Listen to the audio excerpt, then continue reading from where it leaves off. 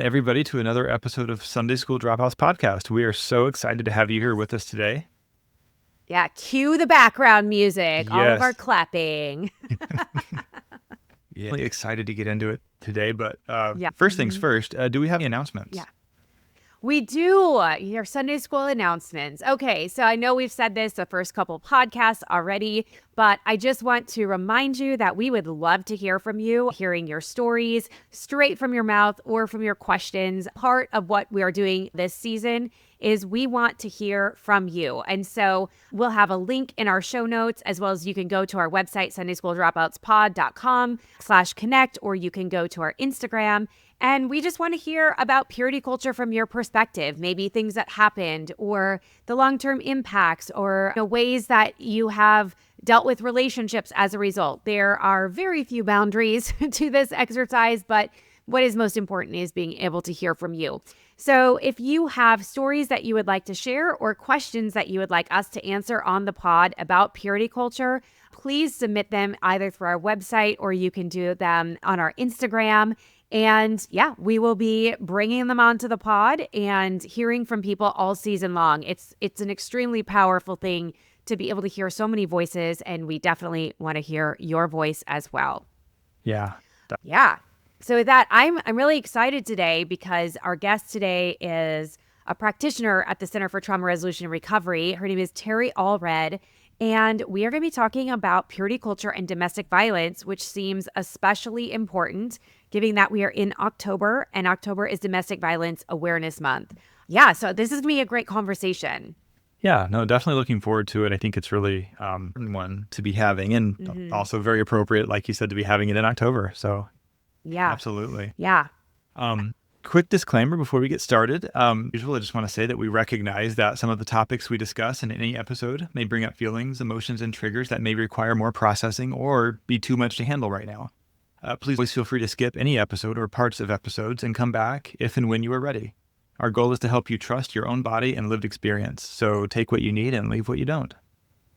Purity culture taught me that I was only allowed to have sex after I was married. As a 21-year-old, I wanted to have sex. I met a man.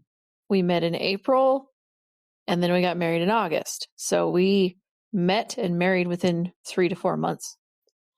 We didn't have time to actually date, to actually get to know each other. And of course, we didn't have sex before we got married.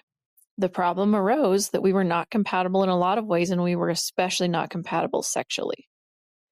We were married for almost 20 years, and the sex was bad, or it didn't exist at all. I personally did not want to have sex with him because I didn't enjoy it. So then, right before our 20th wedding anniversary, I find out that my now ex-husband was having an affair and that he had had multiple affairs. The purity culture forced us into a marriage where we were not compatible, but then because it was a quote-unquote God-sanctioned marriage, we had to stick to it and try to make it work. But instead what happened was I was left unsatisfied, and he decided to look outside the marriage, which then led to betrayal. Purity culture is broken. People need to date for a long time. They need to have sex, and they need to find that compatibility. Preach, right? I totally agree. Yeah. Yeah. I was just talking to somebody this morning, and she was saying that exact same thing, just like how important it is to know these varying levels of compatibility and how purity culture relationships just bypass so many things that could be avoidable if we just slowed down, took time, didn't have to rush to the altar so that you could have sex. And there are so many people that I know in my personal life and professional life that have experienced this type of thing and felt like they needed to stay in these relationships because purity culture says so.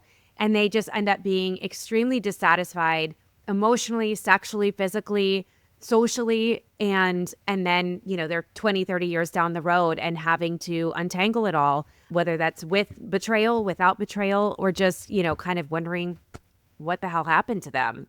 So I agree with this person. Take the time, figure it out.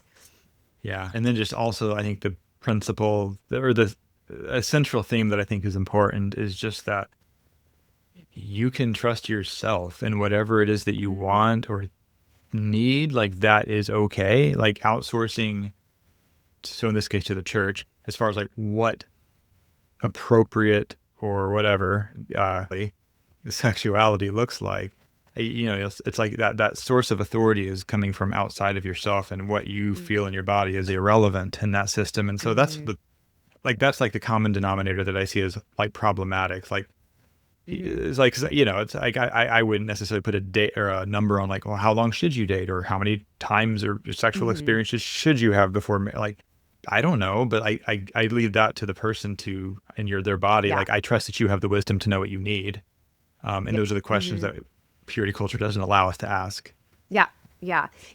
Were you ever like given the analogy of like, you don't actually need to test drive a car before you drive it? Like, so like, it was kind of like, well, what if I wait till I'm married to have sex and the sex is really bad? And they're like, yeah, but if this is the only person you're having sex with, you won't even know that it's bad, so, like you don't need, if you've never driven a car before and then you test drive or then you drive this old beat up truck, it's still going to be great because you haven't had a car before then. And when in reality, it's like, no, you would always test drive a car. You would check under the hood. You would, try to get specs on it, like all these things. Yeah. And I just want to say, like, I remember being mortified whenever I like first sexual experience. I hadn't even kissed anybody.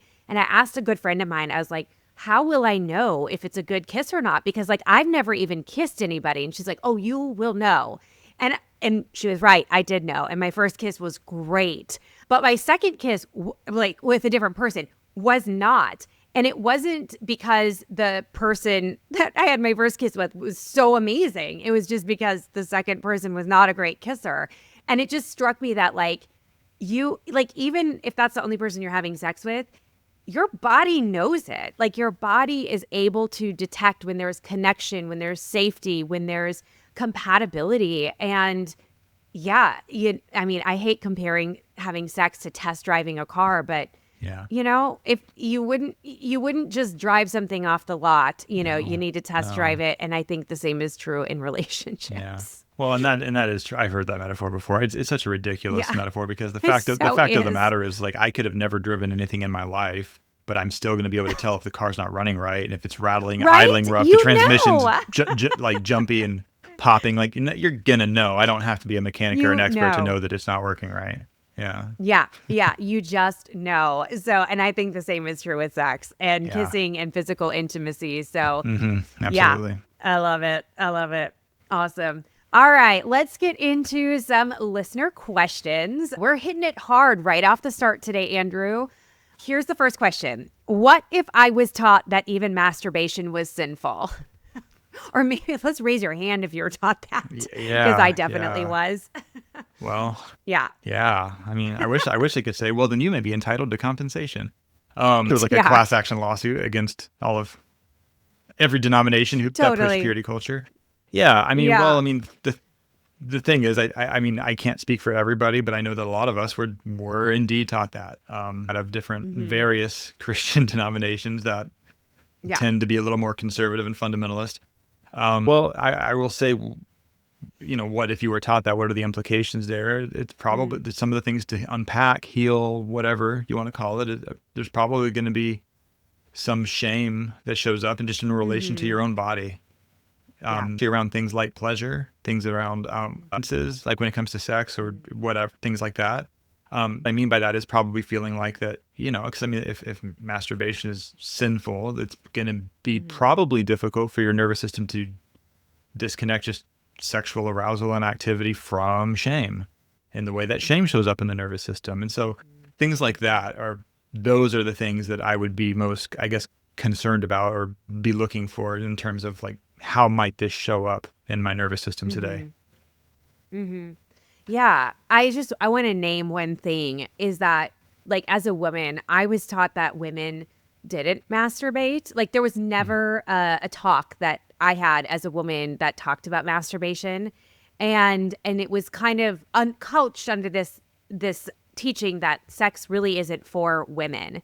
And so there's like that piece of it. But I think what is even more important to name is that I think there was many women who did masturbate or who did have a desire to do that or felt sexual arousal, that also then felt a huge sense of shame or a lived experience of shame as a result, because not only are you masturbating, but you are also acting in like a non-godly woman way because you even have sexual desires. And so I think that can be a huge part of shame that a lot of women have too.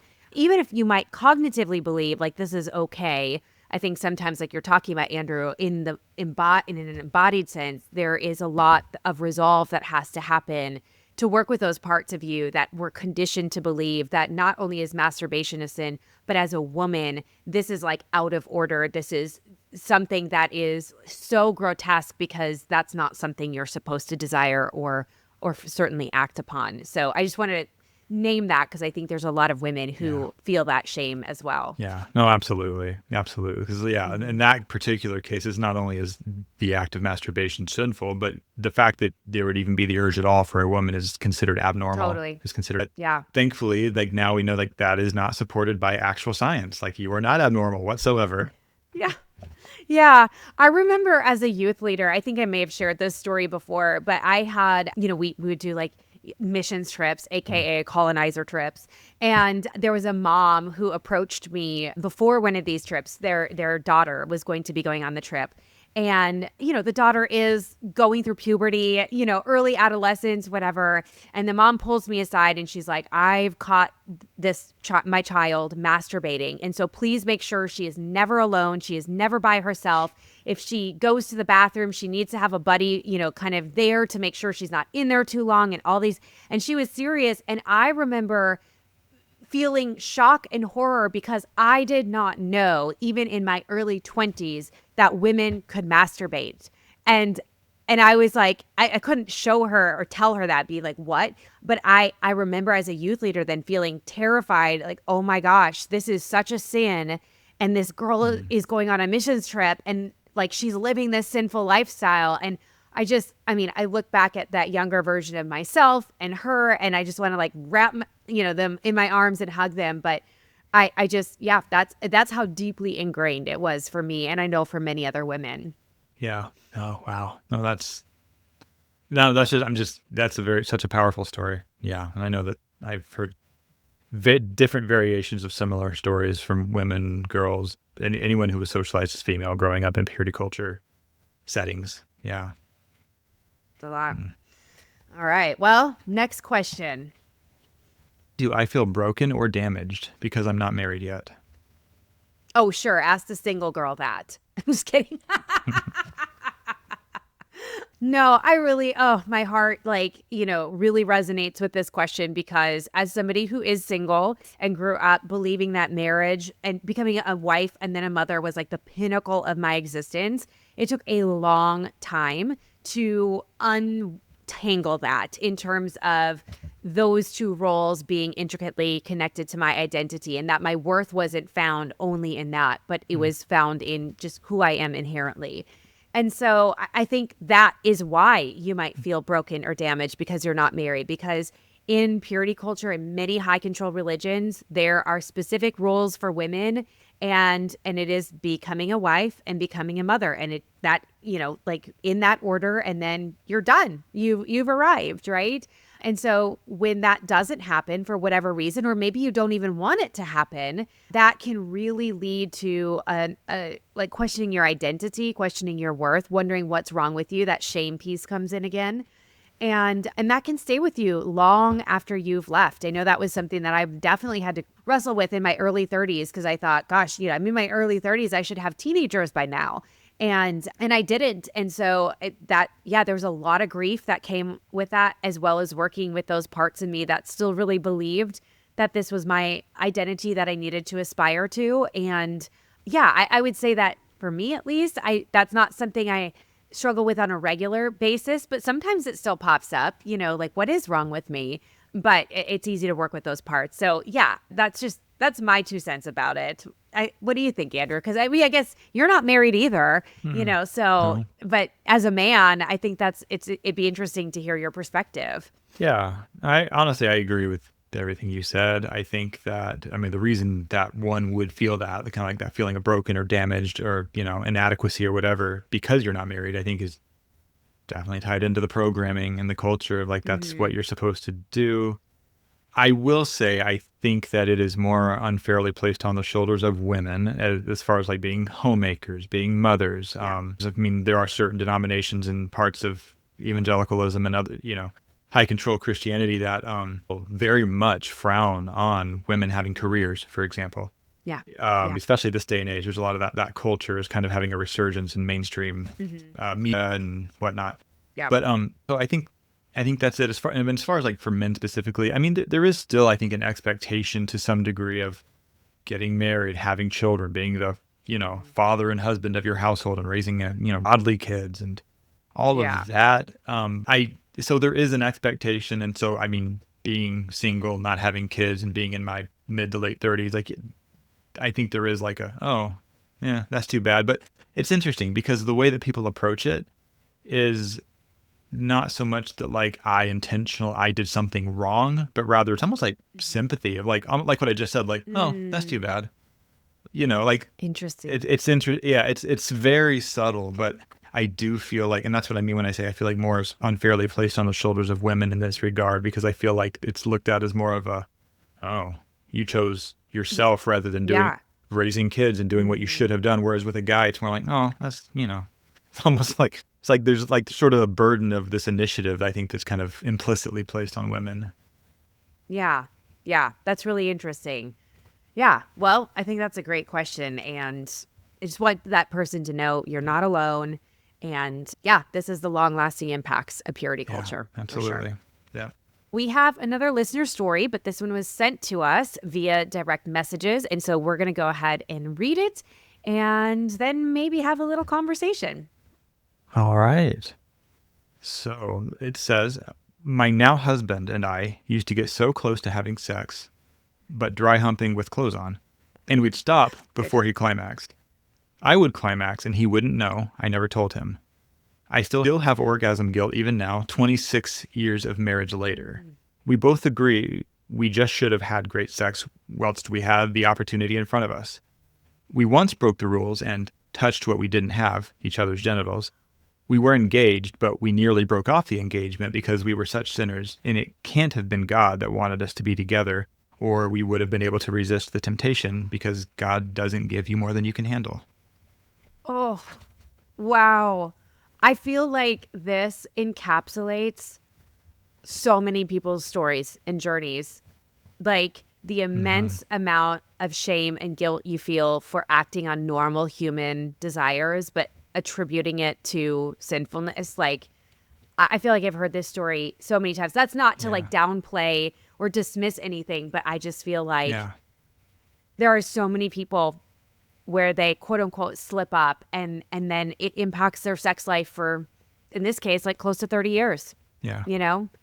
Oh, breaks my heart. Yeah. And I don't think it's downplaying at all. If anything, I think what that's saying is just you are absolutely not alone. If this is what you're dealing with, if this is what has happened and has been playing out in your life, in your marriage, or whether you're married or not, acts of the messaging that, led to these ideas, like the idea that God doesn't give you more than you can handle, and the idea that, there is a very specific and prescribed way in which you should have sex. And if you don't do that, that it's a moral failure on your part and you're doing something wrong. And you're absolutely not alone. It's definitely something that I've heard a lot, both professionally and personally, just having grown up in a church that definitely, had that view of, marriage and sexuality. Yeah. Today on the Sunday School Dropouts podcast, we are thrilled to welcome Terri Allred, a trauma-informed coach, spiritual mentor, and therapist whose decades of experience have been dedicated to supporting survivors of sexual violence, domestic abuse, and religious trauma. Terri brings a deep understanding of how purity culture can create the perfect conditions for domestic violence by spiritualizing control, silencing survivors, and equating obedience with holiness. Her work is grounded in the belief that true healing begins when we dismantle these toxic beliefs and empower survivors to reclaim their voice, body, and autonomy. expertise extends beyond the clinical, drawing on her training in theology, trauma-sensitive practices, and holistic healing modalities.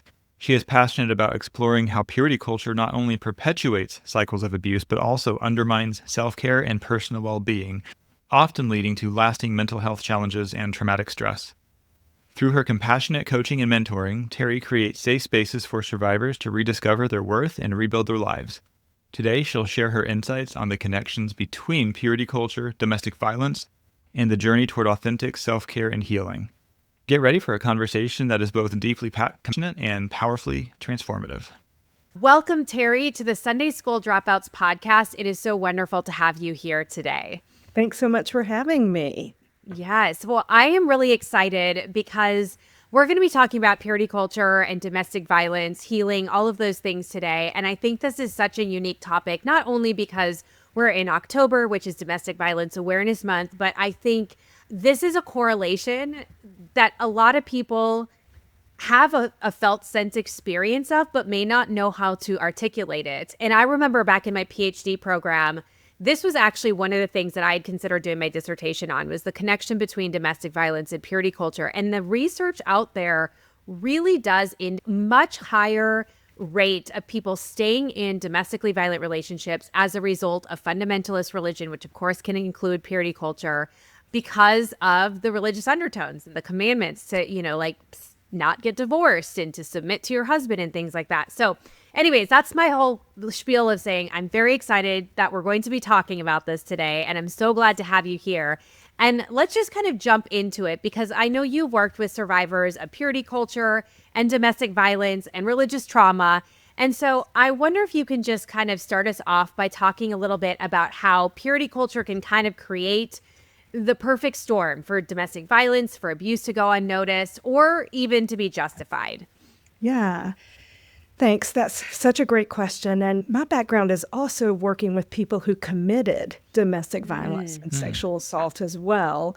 And my specialty was with people who were religious and used religion to justify their offending behavior. So I kind of got both sides of the coin, if you will, in terms of hearing about it from a victim perspective and from people who felt like they were legitimized by the church to be doing what they were doing. So the perfect storm, it really is the perfect storm. When you are raised in purity culture, you are taught to be obedient from a very young age, obedient to your parents, obedient to the representatives of God, who are often the ministers or the youth ministers and all of those people. You're add that obedience to the lack of sexual and interpersonal relationship education. So there's no education around what's safe, what's unsafe, what's a boundary that you can have for yourself versus not, because really your body is not your own. Your body is a vehicle of the Holy Spirit. And so lots of times people don't even realize, who were raised in purity culture, that they're in an abusive dynamic, because that's all they've known.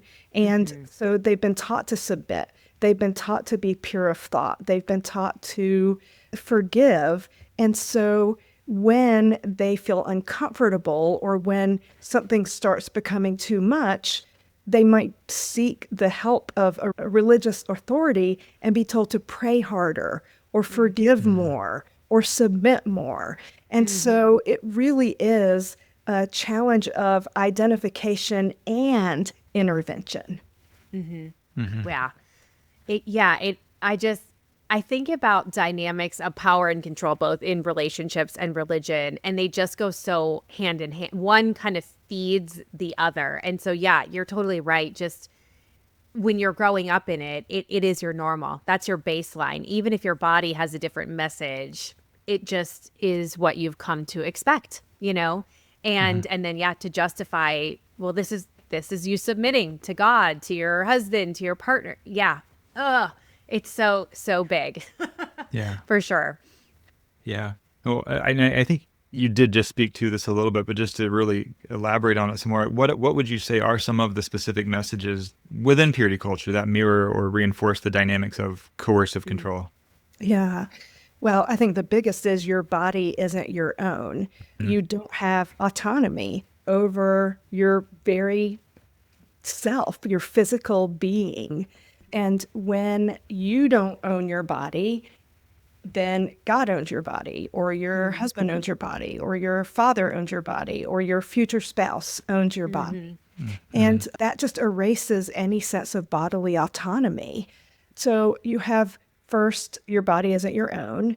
And then I think the second key message is that women are supposed to be submissive. Children are supposed to be submissive and not question authority. And to do so is sinful. And so between not owning your own body and then being discouraged from advocating for yourself or even knowing what it feels like to know what you want or need, that submissiveness just doesn't allow for individuals to bring up their own needs without being in the framework of sinning. Because if you aren't being submissive, then you're being sinful. And the solution to that is be more submissive, pray more, give up more of your autonomy. So it's this never-ending cycle. Yeah. Yeah.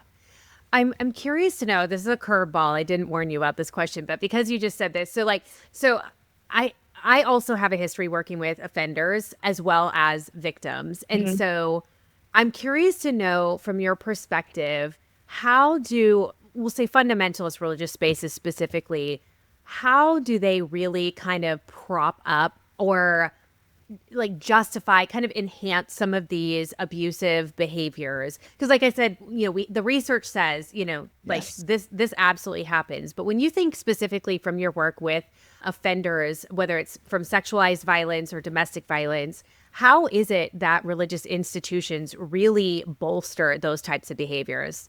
Yeah.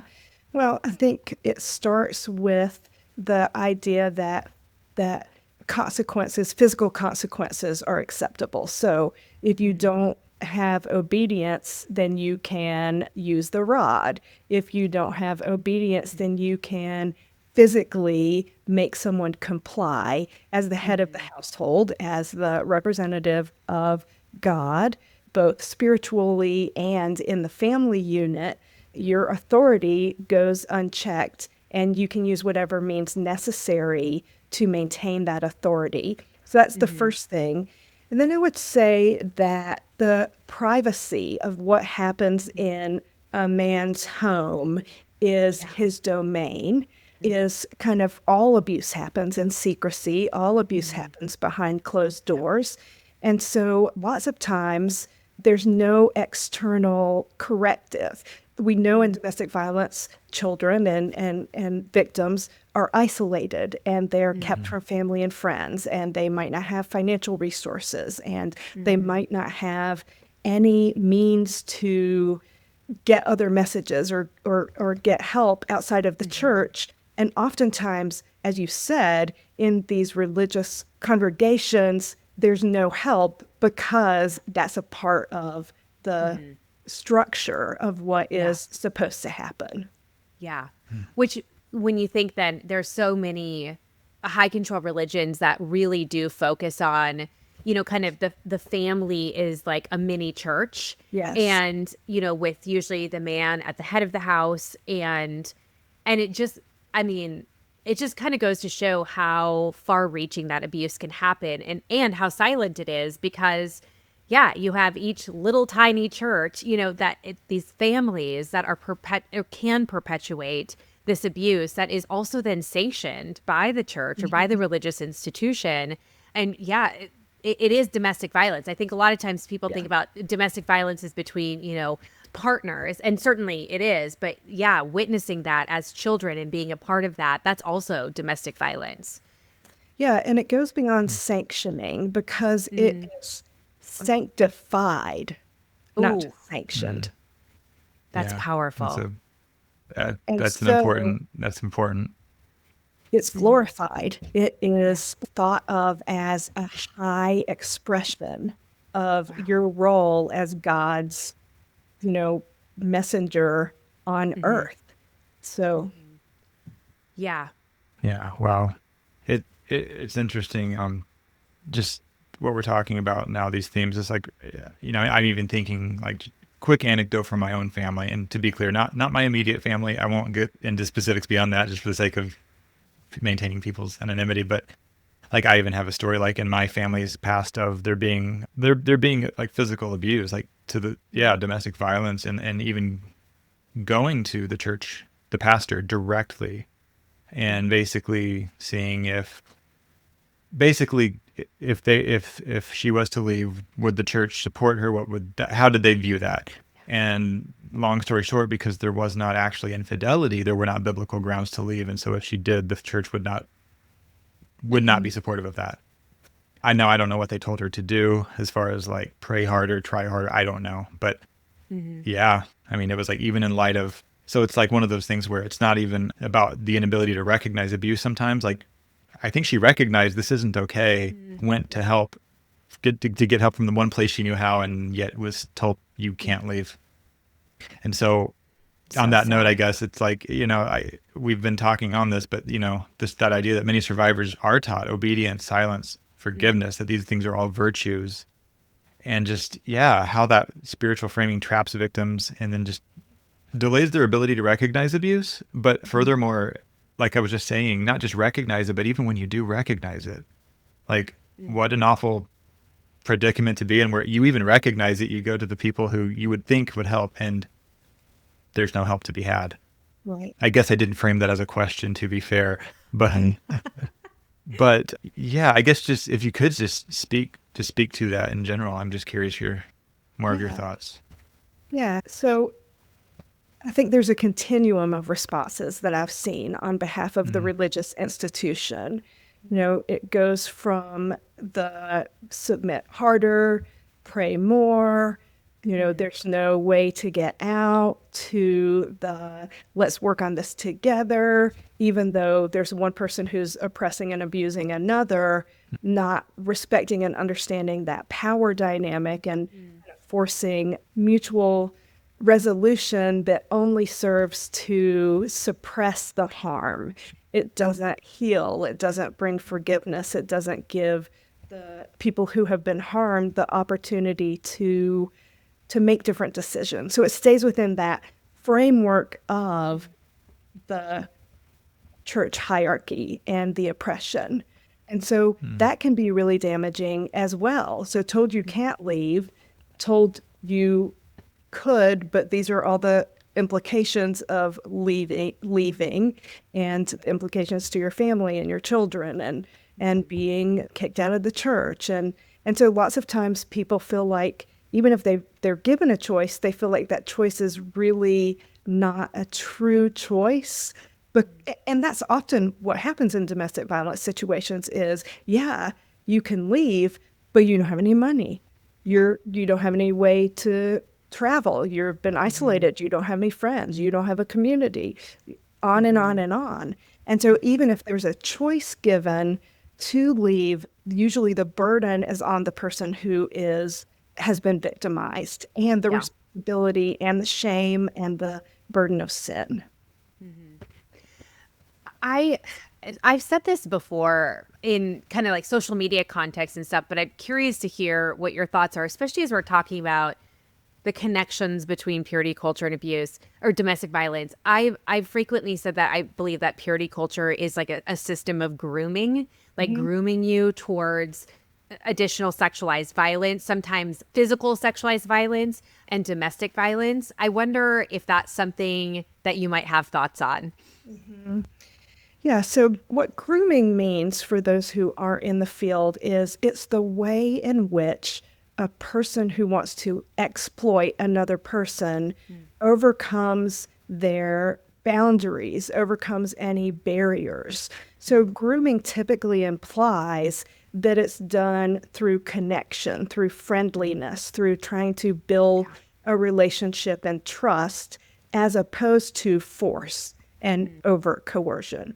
So grooming is the process by which someone who is going to offend creates a compliant victim.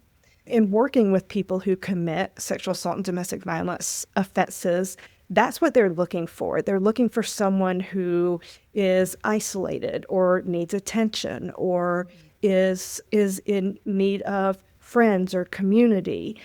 And the difference between being friendly and grooming is in intent. It can look the exact same. It's just that the intent of grooming is to get the person in a situation where you can exploit and abuse them. Yeah. So the parallel to purity culture is when you raise children not understanding their own bodily autonomy, not understanding privacy or boundaries, or really being able to have any of those things in the context of a family where purity culture is thriving, then you're creating the conditions under which this type of grooming can really go unchecked and unnoticed. Yeah. That's really helpful. I think that, the intentional piece. And I think a lot of people don't think that, purity culture is this malicious and intentional, but it is. Like, I think, like, I remember reading Linda K. Klein's book, Pure, and she talks to a pastor. This was really influential in my story because she talks to Doug Paget, who used to be a youth pastor, and he's now kind of in a more progressive Christian advocacy space.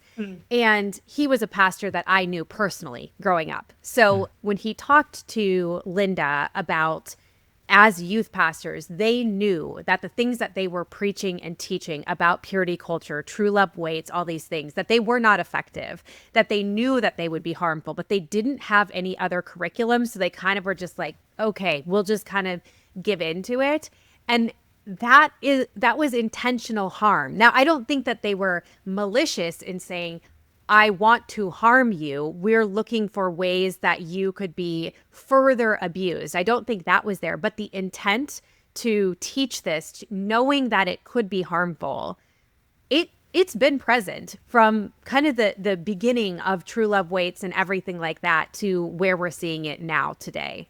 One of the biggest common denominators in any kind of abuse is just that teaching of like that you are not your own, which I think you said, Terri, at the very beginning, that you're not your own.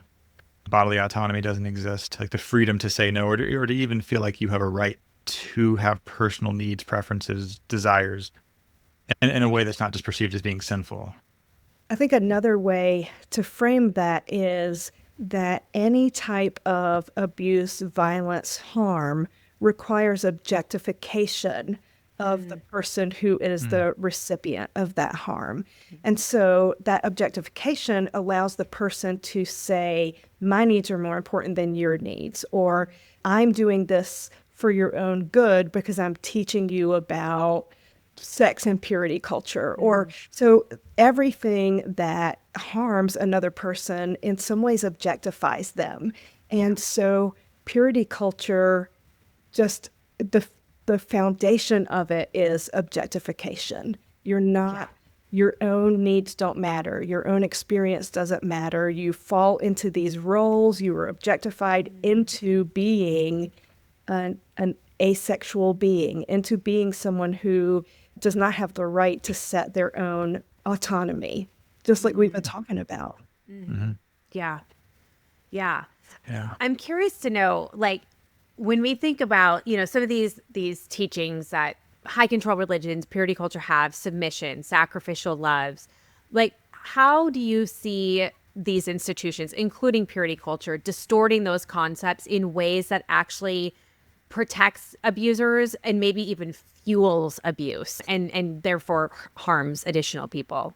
Right. Yeah. Well, submission is a one-way street in this context, isn't it? Yes. And it's gendered. Yeah. It's within a patriarchal, and for your listeners, that means masculine-centered power structure where there's a dualistic understanding of spirit and body, of man and woman, of good and bad, of holy and sinful. And so if the men who are representatives of the divine male, God the Father, are entrusted with the spiritual discernment, the spiritual authority they are, of course, required to submit to the divine, whose messages come to them directly, so can be can be Yeah. disputed. But nobody's asking the men to submit to another man. People are asking the women and children to submit to men because of their very nature. In some churches, because of Adam and Eve and the interpretation of the Garden of Eden. In some religions, that submission is because of women not being thought of as able to be spiritual because of their embodied sexuality. And so submission is one way, and sacrificial love is one way. We're asking the people with less power, the children and the women, to submit and sacrifice. We're not asking for mutual submission or mutual sacrifice. Yeah. That feels particularly important. I appreciate that you pointed out the singular direction, not a bidirectional, because that is where that really can lead to dynamics of power and control quite easily, almost without even recognizing that it's Yeah. happening. It's actually set up for it to be that way. Yeah. Yeah. And then, I mean, just that too, that one-way street, like you're describing, just makes it all the easier for that objectification dynamic to also play out. Almost makes it inevitable, it feels like. Yeah.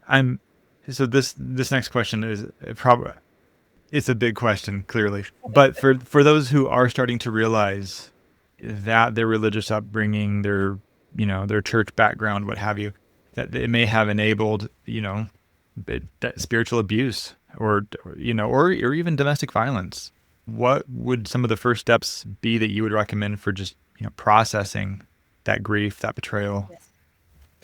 Well, the first and most important thing is that we believe you. There are people who believe you. You don't have to prove that you were harmed. You're not going in a court of law where you're having to present evidence. We believe you. We know how harmful this is. So that's the first thing is you don't have to question yourself. You don't have to wonder. It's true. And we believe you. That's so I think- important. Yeah. The second most important thing is it's not your fault. You were raised in a system where oppression was the norm, where harm was seen as a pathway to spiritual expression, where sacrifice was glorified as a way to demonstrate your faith. It's Yeah. not fault. Yeah. Yeah. You're in a system. I just appreciate that. Because I think that is very important because I think systemically it's flawed and it's inherently exploitive. And furthermore, if you as the person who's being subjected to that harm are not making it work, somehow it's just viewed as a moral failing. Like you need to try harder. There's something you're not doing right or doing enough of, Yeah. or else you would be making this work. Yeah. Yeah. And so in terms of what to do, those would be my first two messages. It's, we believe you and it's not your fault. And what to do whenever you're in a closed system where there is only, some people call it an echo chamber. You're only hearing from people who are bought into the structure or bought into the belief system of it all. It's really important to get outside of that echo chamber and start to build relationships with people who might see things differently and might be able to see and even name your experiences in a way that validates you. Because sometimes without that validation, we think we're crazy. We think that we are the ones who should have done this or could have made it better. And so that isolation really plays tricks on our mind. And so get outside the context of the religious belief system with someone who understands this type of trauma and this type of experience can really start helping a person see and rewrite the story of their experience. Yeah. I'm putting you on the spot a little bit here, but because you mentioned the isolation piece, I wonder, Could you speak to some of the things that pop up, some of the dynamics that might pop up in a domestically violent relationship that people can start to think about, like, oh, is this something I'm experiencing? And I want to be careful because, like, I know we're talking about it in the context of high control religion and purity culture, but there really isn't a lot of difference in kind of some of the behaviors that we're seeing. And so I wonder, as we're kind of moving towards like next steps, like if we could just flesh that out a little bit, like Sure. what are some of the things that we would see that might help us characterize and say this is a domestically violent relationship or a relationship that has dynamics of power and control within it? Yeah. Yeah. So it's so hard oftentimes when we're in it, but there are some kind of external things you could look for, both in your own relationships or relationships that you're observing and you might be concerned about. So I'd say the first and most prevalent in every situation of domestic violence is isolation. So it's someone who is isolated and encouraged not to spend time with their friends or their family. Or if they are, maybe they're getting checked up on by text. Maybe the car is monitored and how much they use it. Maybe they are only allowed to be out with women where there aren't any other men present. So any kind of restrictions that cause a person to be isolated from their family or friends are warning signs that there's power and control in a relationship, because isolation must be a factor. It is a factor in every single one. The second is that there's a misunderstanding that domestic violence is about physical abuse. Well, it is about physical abuse, but it's also about emotional and psychological abuse. It's about threats. It's about walking on eggshells. It's about not having autonomy with the finances or with your time or energy. And so there may be physical violence and there may not be physical violence. There may be a pattern of controlling behaviors, frustration, anger. So if you find yourself walking on eggshells, trying to anticipate what the other person needs in order not to get upset or blow up, or if you find yourself being very, very careful to make sure dinner is served just so and everything is just so, and you're spending a lot of time worrying about not making the other person upset, that also could be a sign of emotional abuse within a domestic violence situation. So I think those are kind of two of the biggest ones. If you are not able to make decisions on your own, if you're not able to make decisions about who you are, what you want to do, what happens with your body, then those are all signs of potential domestic violence. Yeah.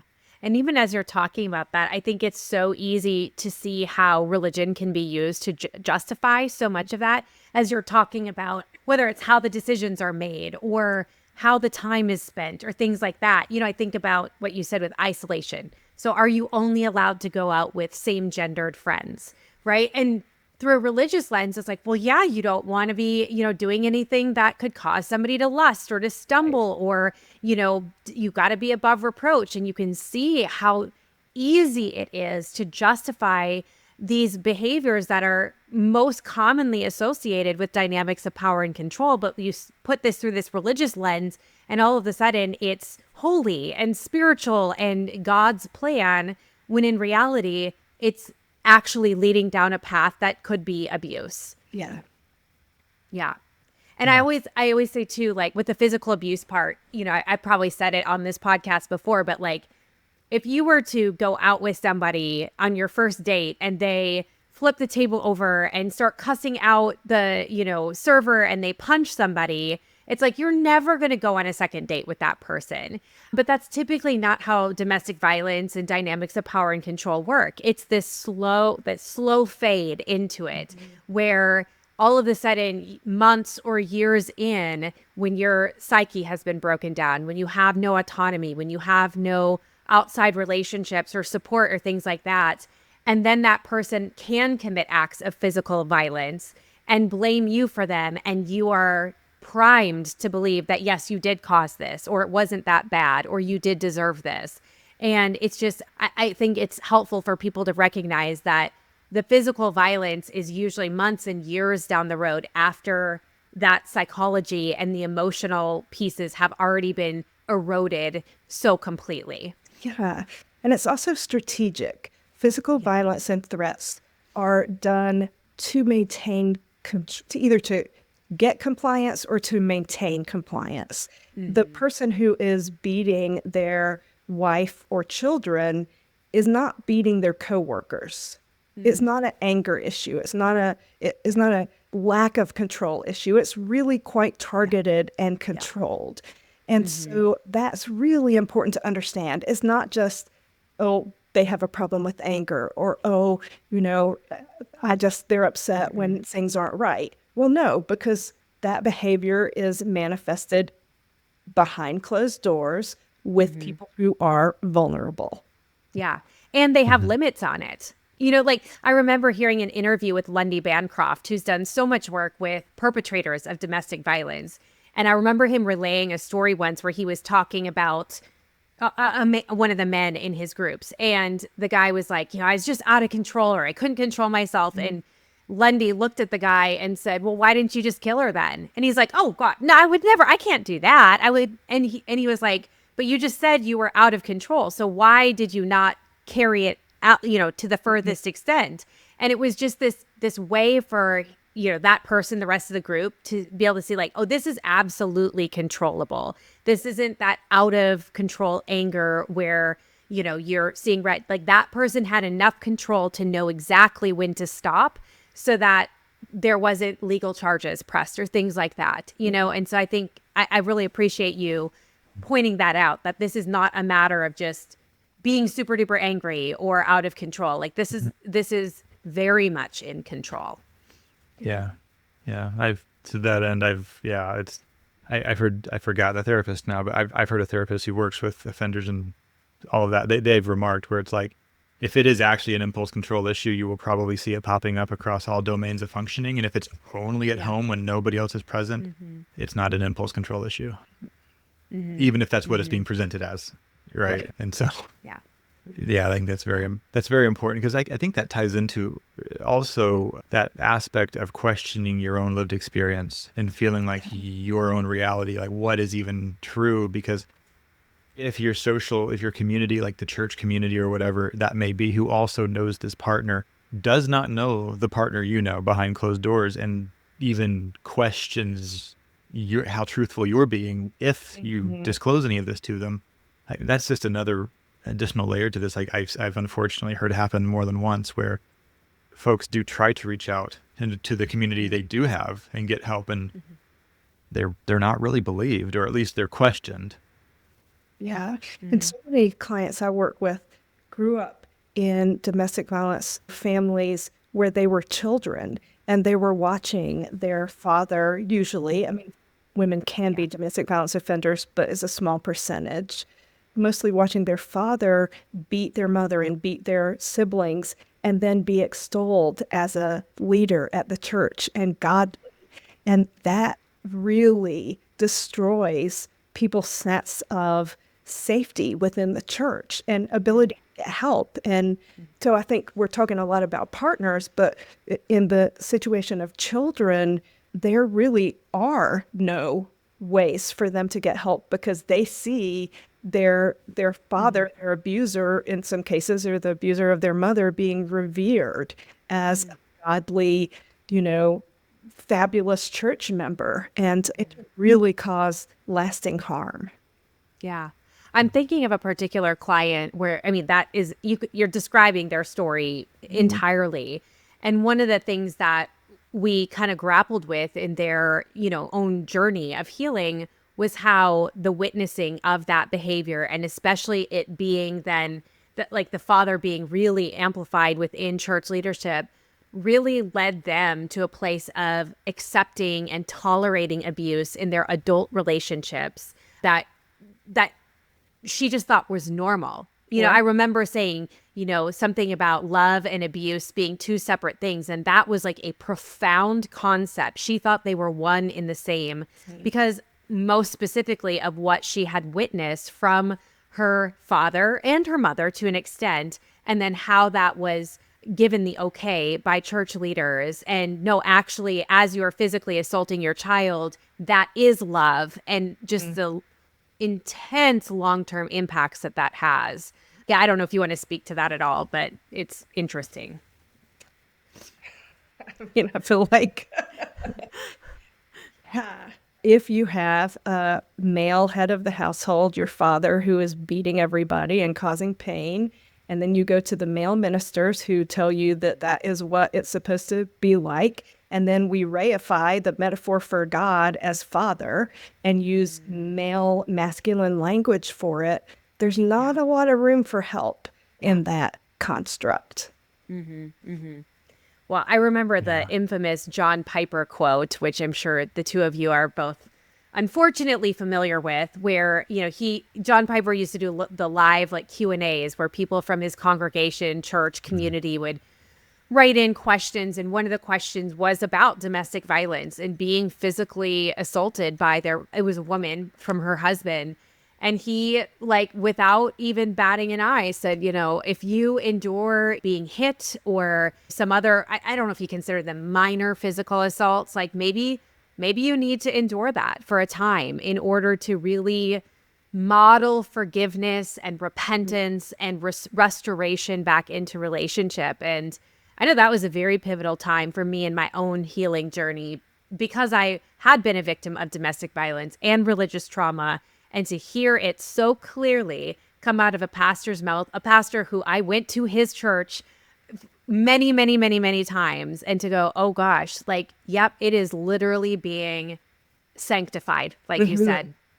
It's disgusting, but unfortunately common. Yeah. Yeah. Oh, so yeah. Well, let's take a breath. And, I think it'd be good to maybe talk about kind of healing pathways and moving forward. So let's just start a little bit with your own work, because you have worked kind of in those intersections of coaching and therapy and spiritual mentorship.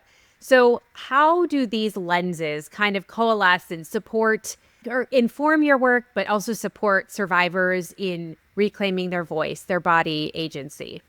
We'll start there.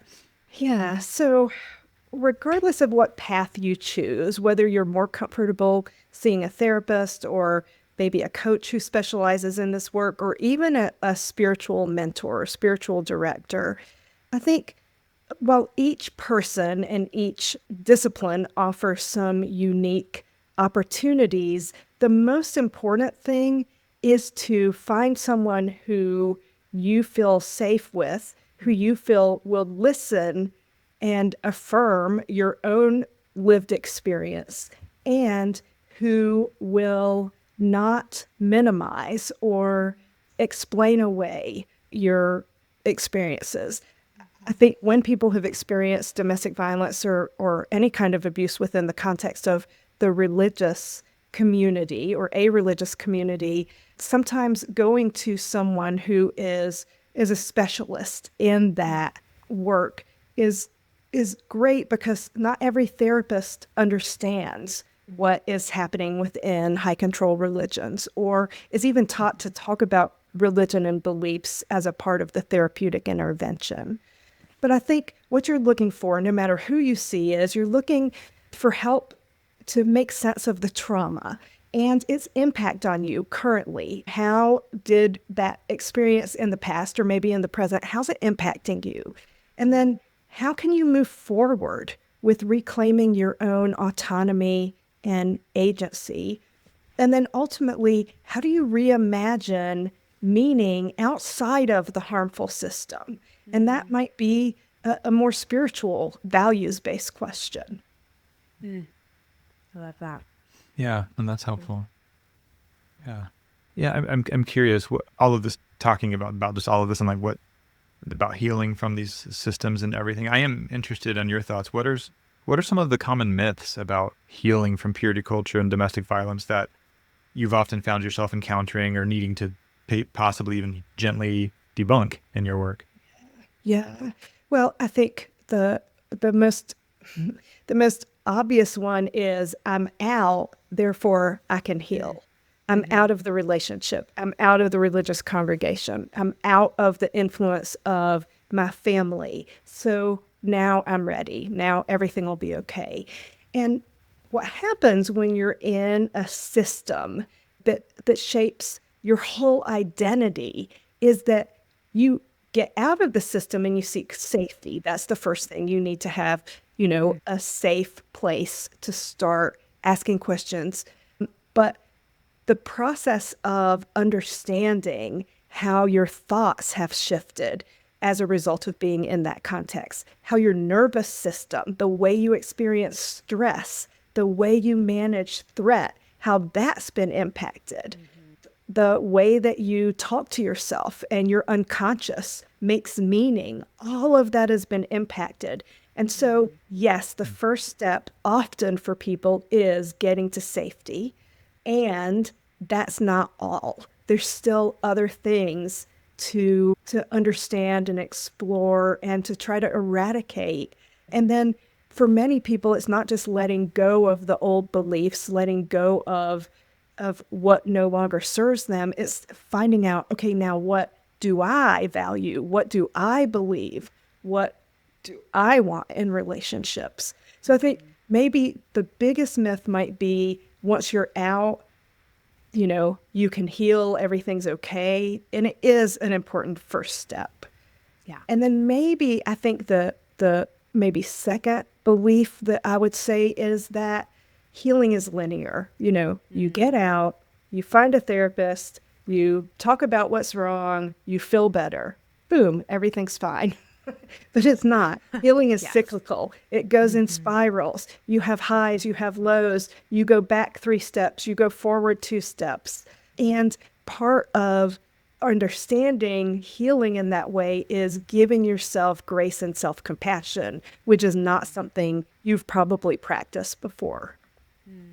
Yeah. I usually say to people, and I remember feeling this myself too, that it was one thing to get out of the relationship or the religion, and then it's a whole other thing to navigate the impact of that relationship or that religion, or in many cases, both. And I just wonder, you talked about kind of there's all these different things that we're having to navigate, nervous system, responses, relationships. Can we dig a little bit deeper into that, just in terms of, as you've worked with clients, what are some of the areas that do need to be addressed even after getting to safety? When you say, nervous system or embodiment or whatnot, what are some of those things? Yeah. Well, I personally use a 4-pronged approach. So we look at what is in your conscious awareness. What do you call unjust that you haven't been able to advocate for yourself? What do you know you want differently? So the conscious stuff is usually where people stop. All the things that you're aware of, that you want to shift and that you want to do things differently.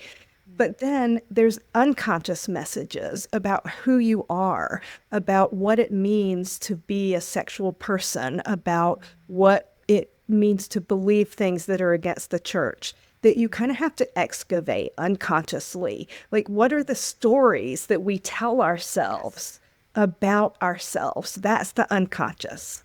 The third place is somatic, and that's in your body. Trauma lives, as y'all know, in your body. And so the way that stress manifests itself, the way that you experience anxiety, the way that you have physical limitations or pain points, all of that is the stress that's impacting your body. And so to be able to become embodied, your body is not your evil enemy. It's okay to pay attention to what's going on in your body. Maybe your neck's tight.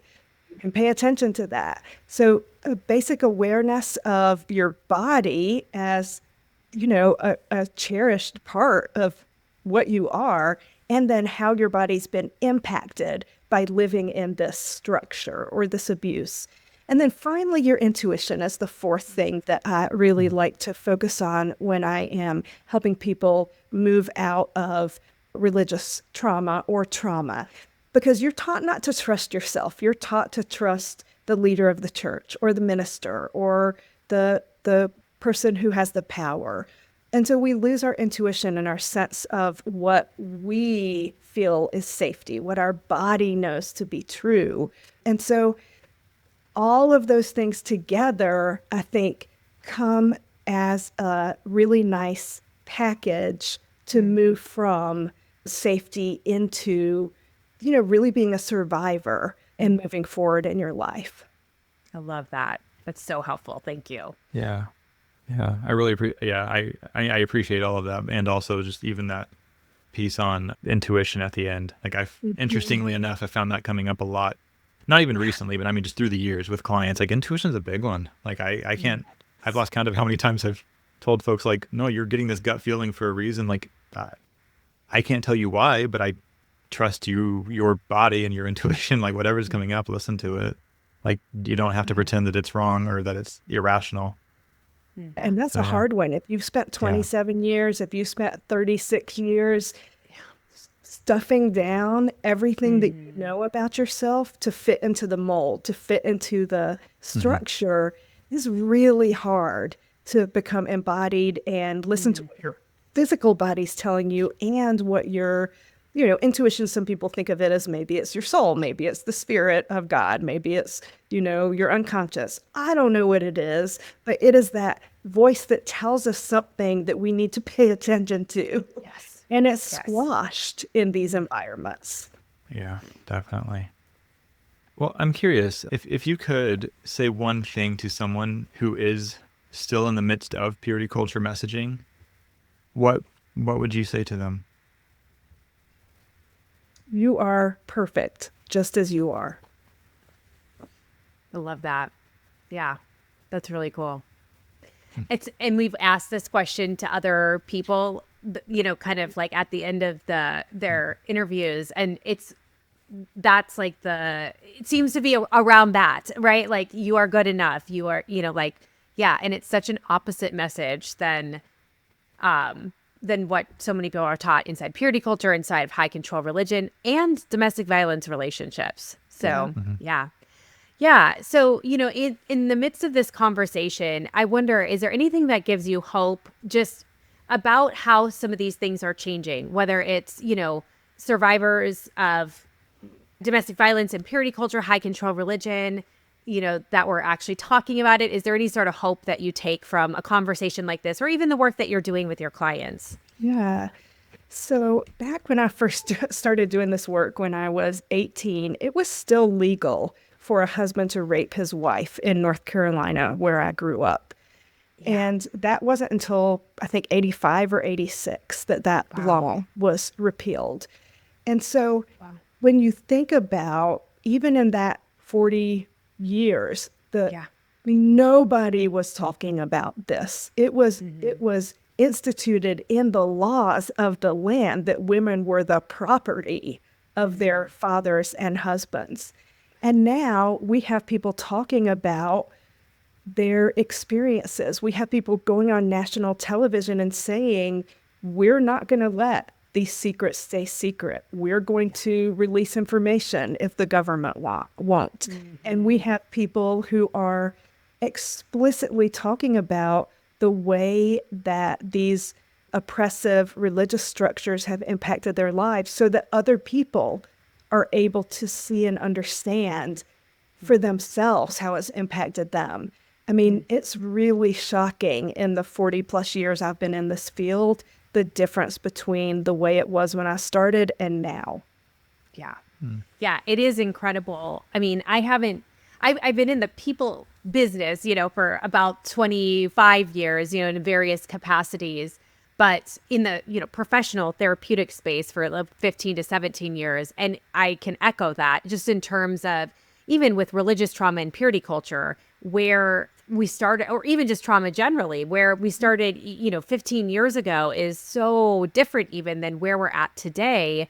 It gives so much hope that we, not only are these conversations happening behind closed doors in therapy offices and coaching offices, but that is what turns into research and intervention and policy and, communal change, which is really exciting. Yeah, I love that. Yeah. Yeah. And so I know I asked what you would say to individuals who are still in the midst of these frameworks and these worlds and everything. But for the folks like in spiritual communities, mental health professionals, healing spaces and whatnot, what would you be your suggestions? Like, how can they begin to help repair the harm that purity culture has caused? Yeah. I mean, really, first by listening and believing. So many people think that to listen means you have to have it proven, that you have to, that whatever the person is telling you has to stand up in a court of law. No, that's not it.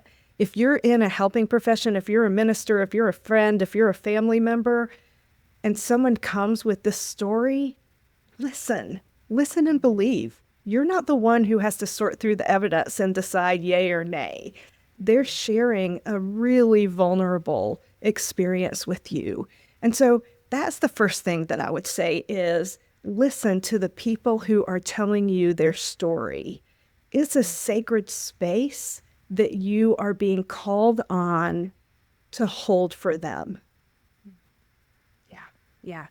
I very much echo that. And I hope that is something that people can take away from this conversation. We don't have to have the answers for everybody. And like you said, we don't have to figure it out for them, but there is something very sacred about bearing witness. It's a special part of the job, at least that being able to hear people's stories. I really appreciate that. So, well, I am really encouraged by this conversation, and I feel like there's so many more, topics we could dive into under this umbrella of, religious trauma and purity culture and domestic violence. But I guess we'll kind of wrap it up here for the day. But I just wonder if people are interested in finding you, connecting with you, working with you, where can they find you? Are you taking on clients? How do people get in touch with you? Yeah, all the fun stuff. Yeah. Well, my work in the field of religious trauma is done through the center. And so you can find me on the webpage under practitioners. My other business that I do privately outside of the center is really more around trauma-informed leadership in workplaces. So all of the individual coaching around personal and religious trauma is done through the center. Yeah, I love that. And we'll make sure to include all of that information in the show notes. And I wonder too, and maybe this is putting you on the spot, is there any kind of go-to resources that you like to point people in the direction of, maybe books or podcasts that, if they're interested in learning more about any of these topics specifically that you like to recommend? Yeah, I mean, this is going back. This is old school, but Marie Fortune is Nothing Sacred. Boy, it was a seminal work that really started to name abuse in religious organizations. And I had the amazing fortune to study with her and work with her in the early days of people understanding the negative impact that primarily Christian patriarchal traditions had on women in the context of violence prevention. Oh, wow. Okay. Well, I am looking that book up and I will be getting it also because, I've been thinking over the last, little while, I'm like, I want to get back to some of my roots, which was domestic and sexualized violence before I got into religious trauma. But they correlate so closely. And I feel like so many people have experienced both that I love that there's this resource out there because, we need more of that. We need more resources, people talking about this. So awesome. Well, I'll make sure to include that in the show notes as well. But I just wanted to say thank you so much for joining us today. This has been such a lovely conversation, and I've really enjoyed being able to dig into this a little bit more. Thank you. It's been my pleasure. Of course, the topic isn't fun, but it's so necessary. Yeah. Thank you for having me. Yeah, thank you. Thank you again so much to Terri Allred for joining us for such a wonderful episode. I just think it was so great to have her on talking about purity culture and domestic violence. And I just want to invite you to make sure to follow Terri. If you're interested in working on anything that we talked about today, I do know that Terri is taking on clients at the Center for Trauma Resolution and Recovery, and she'd love to schedule an inquiry call with you. So with that, all God's people said, Amen.